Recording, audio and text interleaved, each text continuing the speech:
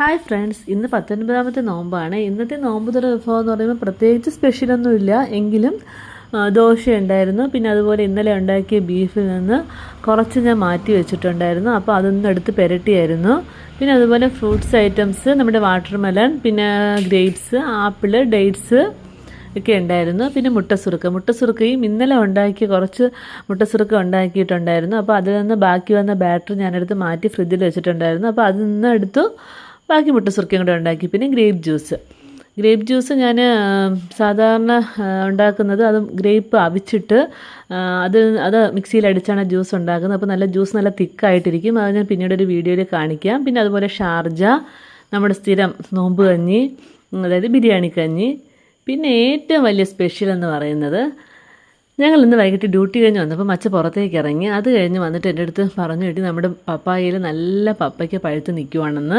അങ്ങനെ ഒരു പപ്പയ്ക്കയും പിന്നെ അതുപോലെ പേരയ്ക്കയും പറിച്ചുകൊണ്ട് വന്നു. നല്ല പഴുത്ത് നല്ല കറക്റ്റ് പാകത്തിനുള്ള ഇതായിരുന്നു. പക്ഷേ ഇന്ന് കണ്ടത് വലിയ ഭാഗ്യമായി. കാരണം നാളെയെങ്ങാനും ആയിരുന്നെങ്കിൽ അത് കിളികളൊക്കെ കൊത്തിക്കൊണ്ട് പോയേനെ. അപ്പോൾ അതും കൂടെ കട്ട് ചെയ്ത് വെച്ചു. നല്ല മധുരം ഉണ്ടായിരുന്നു. നല്ല പഴുത്ത് നല്ല മധുരത്തിലായിരുന്നു. അപ്പം ഇത്രയൊക്കെ തന്നെയാണ് ഇന്നത്തെ നോമ്പ് തുറ വിഭവം എന്ന് പറയുന്നത്. അപ്പം എല്ലാവർക്കും ഇഷ്ടപ്പെടുകയാണെങ്കിൽ ലൈക്ക് ചെയ്യുക. ആദ്യമായി കാണുന്നവരാണെങ്കിൽ സബ്സ്ക്രൈബ് ചെയ്യുക, സപ്പോർട്ട് ചെയ്യുക.